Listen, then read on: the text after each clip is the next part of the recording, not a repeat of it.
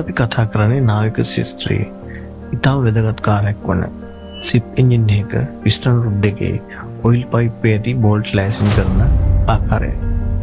Engine මේ පවතින දැඩි කම්පනය නිසා බෝල්ට් ලිහිල්වීම ඉතා බහුලව සිදුවන දෙයක්. මේ වළක්වා ගැනීමට හොඳම ක්‍රමය වන්නේ වයර් ලෑසින් ක්‍රමය.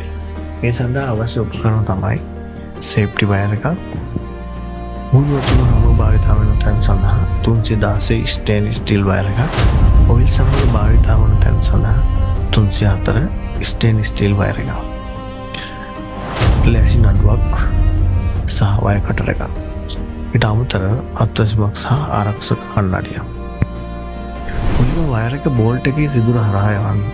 දෙවන බෝල්ට් එකේ සිදුර දක්වා අවශ්‍ය ප්‍රමාණය මැනගෙන වයර් එක වයර් කටර් එකකින් කපා ගන්න. බෝල්ට් දෙකම වයර් එක හරහා දමා ගන්න ඕනේ. වයර් එක සෑම විටම බෝල්ට් එක තද වෙන දිශාවට ඇදෙනසේ සකස් කර ගන්න. වයර් දෙකේ කෙළවර අණුවක් ආධාරයෙන් එකට අමරා ගන්න. බෝල්ට් දෙක අතර ඇති වයර් කොටස යකඩ කූරක් හෝ අණුවක් භාවිතාවෙන් ඒකාකාරව අමරා ගත යුතුයි.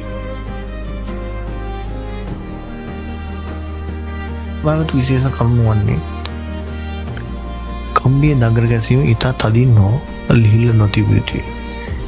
අඟලකට අංශු 10-12 අතර ප්‍රමාණයක ස්ථාවර දඟරයක් විය යුතුයි.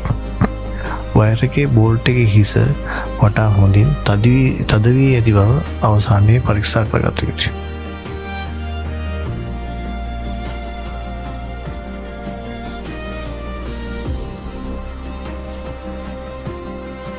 ඉතින් මේ ආකාරයට වයර් ලෑසින් කිරීමෙන් ඔබට එන්ජිමේ ආරක්ෂාව මනාව තහවුරු කරගන්න පුළුවන්.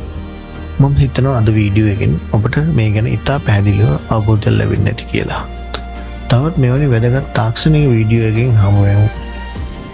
අපගේ YouTube channel සහ Facebook වීඩියෝ සමග දිගටම රැඳී ඉන්න. ඔබට සුබ දවසක්.